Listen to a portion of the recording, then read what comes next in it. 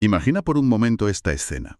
Estás en la consulta del médico mirando una ecografía y de repente te dicen que hay un tumor en el hígado. Madre mía, el susto de tu vida. Totalmente. Y el instinto inmediato, bueno, lo que nos han enseñado desde siempre a todos, es pensar que el cuerpo se ha vuelto loco, que es un fallo mecánico, un error catastrófico del sistema. Claro, el famoso «¿qué se me ha roto?» Exacto. Pero, a ver, ¿y si nos dijeran que ese bulto no es un fallo, sino un intento desesperado de nuestro propio cuerpo por construir una despensa más grande porque cree que nos estamos muriendo de hambre? Fíjate que eso ya nos sitúa ante un paisaje diagnóstico radicalmente distinto, ¿eh? Desde luego. Y precisamente por eso, la misión de nuestra exploración a fondo de hoy es lograr una completa comprensión y explicación de las enfermedades del hígado. Incluyendo además un tema súper espinoso, que es el colesterol alto. Sí, pero todo esto a través del prisma de la biodescodificación. Tenemos sobre la mesa un montón de manuales, textos especializados y principios de esta disciplina que vinculan los síntomas físicos con conflictos emocionales biológicos. O sea, que no ven la enfermedad como un ataque, sino como una respuesta pura y dura de supervivencia. Eso es. Aunque, bueno, antes de meternos de lleno en este laberinto, creo que es vital hacer una aclaración de imparcialidad por nuestra parte. Totalmente necesaria, sí. El objetivo de este análisis no es, bajo ningún concepto, validar estas teorías ni recomendar tratamientos médicos alternativos a quien nos escucha. Exacto. Nuestro trabajo aquí es desgranar intelectualmente la información que contienen estas fuentes originales. Queremos entender la lógica interna de este marco teórico, pero manteniendo una postura neutral ante conceptos que, francamente, chocan de frente con la medicina convencional. Vale, pues vamos a desgranar esto. Porque debo admitir que soy muy curioso y siento una fascinación inmensa por la premisa central de estos libros. Es que parten de una idea innegociable. Y es que el cuerpo nunca, jamás comete errores. ¿Ya? Y plantean que un órgano tan inmenso como el hígado reacciona a nuestros problemas modernos, no sé, como no poder pagar el alquiler o perder un negocio, exactamente igual que si fuéramos cavernícolas enfrentándonos a una hambruna en medio del invierno. Bueno, todo ese razonamiento se sustenta en lo que los textos denominan las leyes biológicas. Básicamente, redefinen por completo lo que llamamos enfermedad. O sea, ya no es un error de las células. Claro, la categorizan como un programa biológico especial y sensato. Un SBS, lo llaman. Esto significa que cada síntoma está evolutivamente diseñado para asistir a la persona durante un estrés emocional agudo. Un estrés que, además, le ha pillado completamente por sorpresa. Exactamente. Lo cual ofrece una perspectiva interesantísima para nuestra audiencia de hoy. Porque vivimos bombardeados por información médica que genera muchísimo miedo, una sensación de fragilidad constante, ¿verdad? Totalmente. Parece que el cuerpo es un enemigo a veces. Ya. Y de repente, explorar este enfoque ofrece una lectura, digamos, menos aterradora de la fisiología. Cambia la pregunta principal. Eso es. Ya no te preguntas, ¿por qué mi cuerpo me está atacando? Exacto. Pasas a preguntarte para qué mi cuerpo está poniendo en marcha este mecanismo concreto. Y para aplicar ese para qué al hígado en particular, los manuales nos piden que miremos su función esencial. Todos sabemos que es el gran laboratorio químico, pero sobre todo es la gran despensa del cuerpo. La despensa, claro, porque procesa y almacena los nutrientes. Efectivamente. Así que, bajo la óptica de la biodescodificación, el tejido principal del hígado, que es el parénquima, está programado para reaccionar ante una única amenaza existencial. Que es el conflicto de morir de hambre, según el texto. Y aquí es donde la lectura, la verdad, me dejó dándole vueltas. ¿Por qué? Pues porque el material no habla solo de hambrunas literales en un desierto. Habla de indigencia, de perder los ahorros, de quedarte sin tu empresa. Claro, el hambre simbólico, por así decirlo. Eso es. Es como si, al enterarte de que tu negocio ha quebrado, tu cerebro iniciara un plan de emergencia y dijera, oye, no hay recursos, tenemos que aprovechar hasta la última caloría que entre. Y para lograrlo, según la teoría, manda la orden de multiplicar las células del hígado. Madre mía. La lógica interna argumenta precisamente eso. Médicamente veríamos la formación de nódulos o incluso un adenocarcinoma. Un cáncer de hígado, vamos. Sí, pero el sentido biológico que proponen es un aumento de la capacidad operativa. Más células hepáticas significan una absorción muchísimo más eficiente de cualquier migaja de alimento que pase por el intestino. A ver, me cuesta un poco tragar esto sin hacer de abogado del diablo, ¿eh? ¿De verdad nuestro cerebro arcaico es tan básico? Bueno, esa es la gran premisa. Ya, pero ¿me estás diciendo que una red neuronal tan sofisticada como la nuestra no es capaz de distinguir entre el terror abstracto a perder un contrato comercial hoy en día y estar físicamente en una cueva sin comida? A ver, esta situación que planteas abre una pregunta importantísima sobre el desfase evolutivo, que es un pilar absoluto en estos textos. Ya, que hemos evolucionado muy rápido socialmente, ¿no? Exacto. Argumentan que nuestra sociedad, la economía actual, el concepto del dinero, bueno, todo eso se ha desarrollado en un parpadeo, si lo comparamos con los millones de años de evolución humana. Claro, en términos biológicos el dinero no existe. Eso es. El cerebro arcaico, que es el tronco cerebral que gestiona la supervivencia pura, no entiende de balances contables ni de cuentas corrientes. Solo procesa el simbolismo de la supervivencia. O sea, si la mente consciente entra en pánico sintiendo un «no voy a tener para comer», El cerebro primitivo lo ejecuta de forma literal y empieza a construir más hígado. fíjate que las fuentes lo ilustran con un par de casos que ponen los pelos de punta. Mencionan a una pequeña empresaria que entra en pánico absoluto porque el dueño del local de su negocio decide no renovarle el alquiler. Y para ella ese local es su vida entera. Totalmente. Es su sustento. Sin local no hay ingresos. Y sin ingresos hay inanición. Ese miedo visceral a la existencia es lo que, según esta teoría, desencadenó el crecimiento celular en su hígado. Y fíjate en el otro ejemplo que exponen, que estoy segura de que a muchos les va a sorprender, porque es aún más sutil. Hablan de una madre que viaja constantemente por trabajo y deja a su bebé. Ya. Y el que reacciona es el bebé, ¿verdad? Exacto. En este escenario, quien desarrolla la reacción en el parénquima hepático es el crío, porque para un recién nacido, la figura materna es literalmente su fuente de alimento y supervivencia. Claro. Sin la madre no hay comida. Eso es. Su ausencia prolongada se codifica biológicamente como un conflicto de morir de hambre. ¡Wow! Pero claro, si seguimos este hilo argumental, ¿qué ocurre cuando la empresaria por fin encuentra un local nuevo o cuando la madre deja de viajar y se queda en casa? Pues que el conflicto emocional se resuelve. Ya no hace falta esa despensa extra. Y aquí entra lo que los manuales llaman la fase de curación, que francamente me parece la parte más salvaje de toda esta teoría. Es que es probablemente el concepto que más choca con nuestra educación médica de toda la vida, Desde luego. porque los textos afirman que, una vez resuelto el miedo, el cuerpo procede a desmantelar, a destruir esas células adicionales que ya no necesita. ¿Y cómo lo hace? Porque esto es muy fuerte. Pues utilizando bacterias. Bacterias. Sí, específicamente mencionan a las micobacterias de la tuberculosis. Las describen actuando como microcirujanos naturales que básicamente devoran el tumor que ya no tiene utilidad. O sea, a ver si lo entiendo. Síntomas como inflamación severa, sudores nocturnos, una fiebre altísima y dolor, que en cualquier hospital serían motivo de alarma máxima y se tratarían como una infección súper peligrosa. Sí, se tratarían con antibióticos de inmediato. Claro, pues esta disciplina los interpreta como las obras de demolición de un tejido que ya cumplió su función. O sea, si el cuerpo fuera un edificio, las bacterias serían los obreros quitando los andamios. Es una metáfora perfecta. Y supone una reestructuración total del concepto de infección. Según esta visión, si la persona no tiene esas bacterias en su organismo, porque nuestro entorno moderno es demasiado aséptico, ¿Qué pasa entonces? pues que el cuerpo no puede destruir el nódulo y simplemente lo encapsula. Y es entonces cuando, a lo mejor años después, en una ecografía rutinaria, se descubre un bulto inactivo que genera un pánico innecesario en el paciente. Madre mía, es que le da la vuelta a todo. Pero claro, el hígado no es solo una masa de tejido de almacenamiento. No, para nada. Si seguimos con la metáfora del edificio que decíamos, el parénquima sería el almacén, pero luego están las tuberías por donde circulan los fluidos, las vías biliares y la vesícula. La fontanería del cuerpo, por así decirlo. Exacto. Y cuando la lectura pasa a esta zona del órgano, el detonante emocional cambia de una forma radical. Ya no tiene absolutamente nada que ver con el hambre. Cero. Y la justificación teórica para esto es que estos conductos derivan de una capa embrionaria diferente.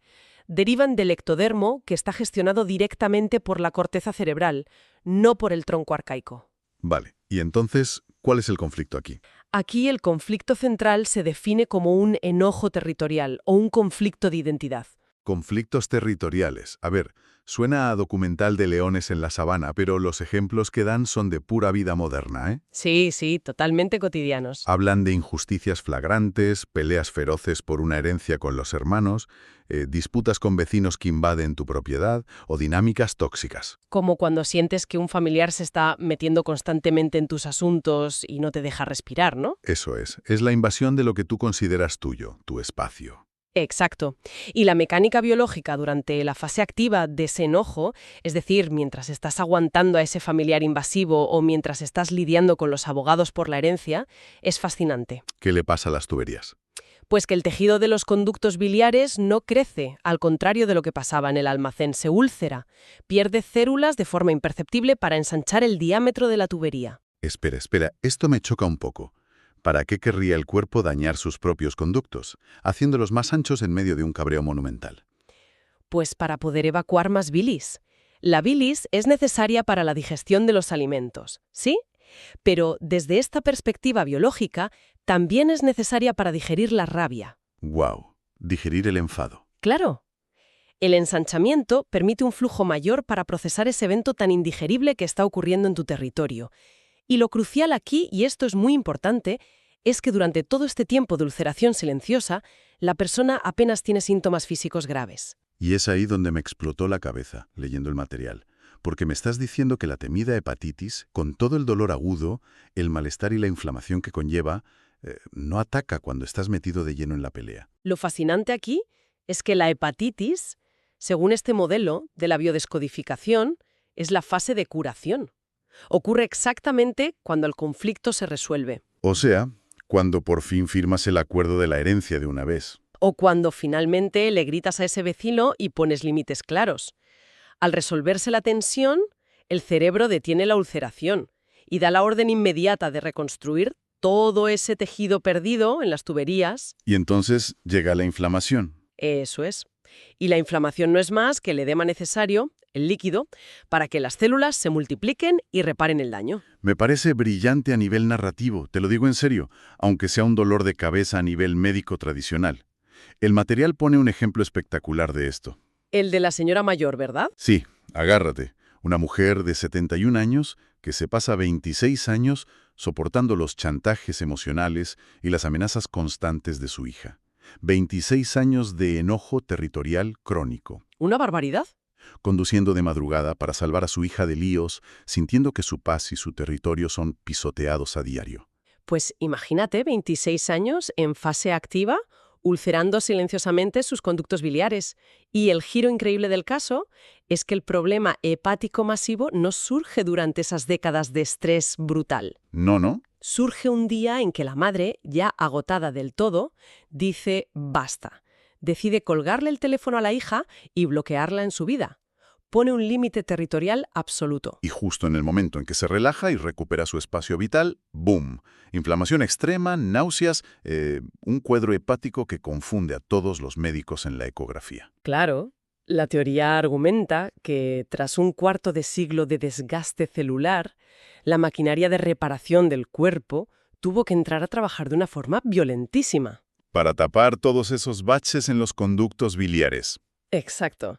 Y fíjate que hablar de tapar baches y reconstruir tuberías nos obliga sí o sí a mirar con lupa el material que el cuerpo utiliza para esas obras. Ay, claro. Porque esto enlaza directamente con los 3 villanos más incomprendidos de la medicina moderna según estos textos. Que son el colesterol, los cálculos biliares y la ictericia. Así es. Uf, aquí es donde se pone realmente interesante, te lo digo.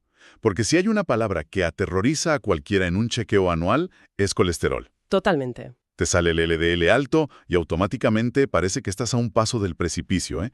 Que tus arterias se están atascando por comer mucho queso o yo qué sé. Fobia social número 1 en temas de salud. Ya. Pero el análisis que hacen estas fuentes del colesterol es una defensa a ultranza. Lo consideran el cemento de la vida. La inversión de papeles es total en este libro. Afirman sin dudarlo que el colesterol no es un veneno metabólico, sino la sustancia reparadora más importante del organismo. O sea, la masilla que lo arregla todo. Exacto. El hígado lo produce y lo envía al torrente sanguíneo específicamente cuando detecta que hay fisuras ulceraciones o microlesiones en las paredes de los vasos sanguíneos o en los conductos biliares. Entonces, a ver si entiendo bien la lógica de esto. Si te sale el colesterol alto en una analítica, significa que tu cuerpo está en pleno proceso de parchear daños internos. Efectivamente. Pero emocionalmente, ¿qué perfil dibuja el manual sobre una persona que tiene el colesterol crónicamente elevado? Los textos lo asocian a individuos que operan bajo una creencia profunda y muy solitaria. En plan, solo puedo contar conmigo mismo. Ya. O tengo que construir mi vida solo porque no tengo el apoyo de mi clan familiar, ¿no? Eso es. Se vincula con una falta de fluidez en la alegría de vivir, una dureza vital. Y físicamente el cuerpo responde engrosando la sangre con ese cemento para asegurar que la estructura aguante sola, sin ayuda externa. Madre mía.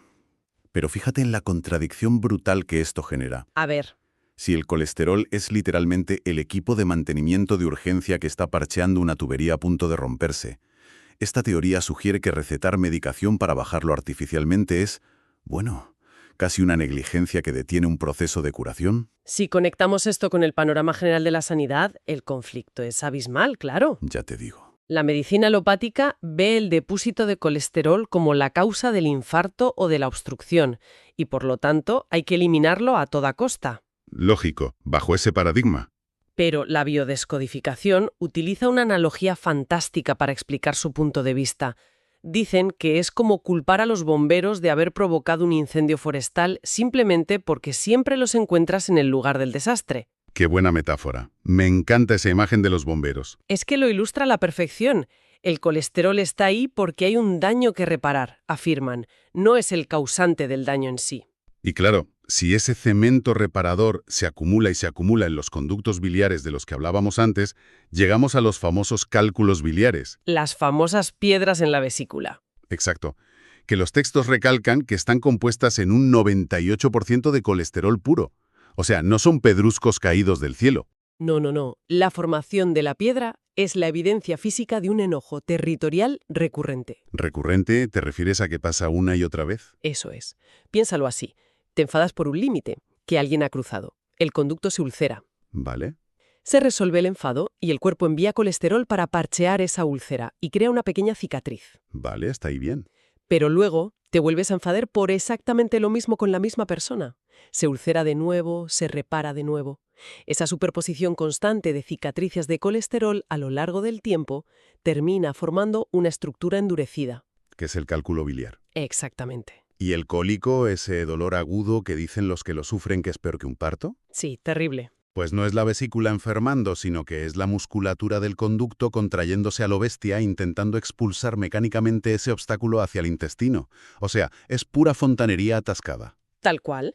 Y cuando ese atasco es total, cuando la piedra bloquea completamente el conducto, la bilis y la bilirrubina no pueden salir por su camino normal y retroceden hacia la sangre. Y es ahí cuando la piel y los ojos se vuelven amarillos. Exacto, lo que todos conocemos como ictericia. Pues mira, sobre la ictericia, hay un apartado en los textos que me dejó absolutamente sin palabras, te lo prometo. Sé por dónde vas. Dedican un espacio enorme a la ictericia del recién nacido, porque, a ver, es habitual ver a bebés en los paritorios un poco amarillos y metidos bajo esas lámparas especiales. Sí, las lámparas de luz ultravioleta. Eso es, y los pediatras normalmente te dicen que, bueno, que es simplemente inmadurez el hijado y ya está.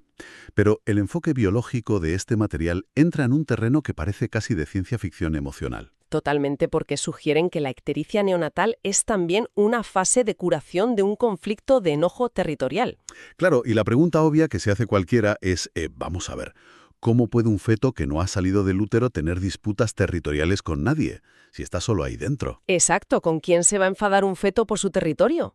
Pues el argumento del libro es que el feto percibe su espacio intrauterino de forma muy real. Y mencionan, por ejemplo, el ruido estridente de las máquinas de ecografía rutinarias. Ah, claro, el sonido. Sí. Plantean la hipótesis de que ese zumbido penetrante y la manipulación externa en la tripa son percibidos por la biología del bebé como una invasión hostil y terrorífica de su territorio sagrado. O sea, sufre el estrés ahí dentro. Y no solo hablan de estímulos físicos externos, ¿eh? Los textos insisten muchísimo en la fusión biológica total entre la madre y el hijo. ¿Te refieres a que comparten las emociones? Exacto. Si la madre atraviesa un episodio de enojo territorial masivo durante la gestación, pongamos una pelea violenta con la familia, sentirse echada de su propia casa o un conflicto legal muy grave, El bebé lo nota. el bebé absorbe toda esa química del estrés de la madre y codifica el conflicto como propio. Y al nacer, al salir de ese entorno de tensión o al dejar de escuchar las máquinas en el hospital, el bebé entra de golpe en fase de curación. Y ahí sus vías biliares se inflaman para repararse. Eso es, la bilirrubina se acumula y el bebé se pone amarillo. Es decir, la emoción de la madre, un simple ultrasonido rutinario, dictando la fisiología del recién nacido en sus primerísimas horas de vida. Es un nivel de interconexión que te rompe los esquemas por completo. Te vuela la cabeza, la verdad. Pues sí. Entonces, ¿qué significa todo esto que hemos hablado hoy? Hemos transitado por un mapa humano súper complejo en esta exploración a fondo. Desde luego que sí. Hemos visto cómo, para esta disciplina, el parénquima del hígado ejerce de detector prehistórico de hambrunas, cómo los conductos biliares actúan como perros guardianes de nuestros límites territoriales y de nuestra identidad. Y cómo el pobre colesterol ha sido juzgado injustamente, pasando de villano absoluto a jefe del equipo de mantenimiento de emergencia. Totalmente. Y, a ver, al margen de la postura científica que cada persona decida tomar, que eso es muy personal, yo creo que hay un inmenso valor en este tipo de lectura. Estoy segura de ello. Nos empuja a dejar de tratar al cuerpo como una máquina traicionera que se estropea sin avisar, ¿sabes? Exacto. Y a empezar a escucharlo como un mensajero hipervigilante que siempre intenta salvarnos. Es una invitación obligatoria a la autoindagación, para que nos escucha, a cuestionar nuestros niveles de estrés oculto y todas esas injusticias que muchas veces nos tragamos en silencio. Y precisamente por eso, quiero despedir este análisis con una idea para que nuestra audiencia la rumie con calma, quizá esta noche antes de dormir. A ver. Si realmente estamos equipados con un cerebro ancestral que responde a la ansiedad de pagar una hipoteca, o a las discusiones familiares venenosas como si fueran leones a punto de devorarnos en plena selva, podría ser que el simple hecho de tomar conciencia de esta trampa neurobiológica tenga poder curativo por sí mismo. ¡Qué buena reflexión! O sea, si nos detenemos un segundo, miramos alrededor y le decimos conscientemente a nuestro sistema nervioso, oye, respira, hay comida en la nevera, estamos a salvo, ¿podría ser ese el verdadero interruptor maestro para apagar estos programas biológicos extremos? Fíjate, cambiar el mensaje que le damos a la mente. Exacto. Quizá la sanación profunda no empiece en una mesa de quirófano, sino en el instante exacto en que logramos convencer a nuestras propias células de que la guerra ya ha terminado. Te dejo pensando en ello.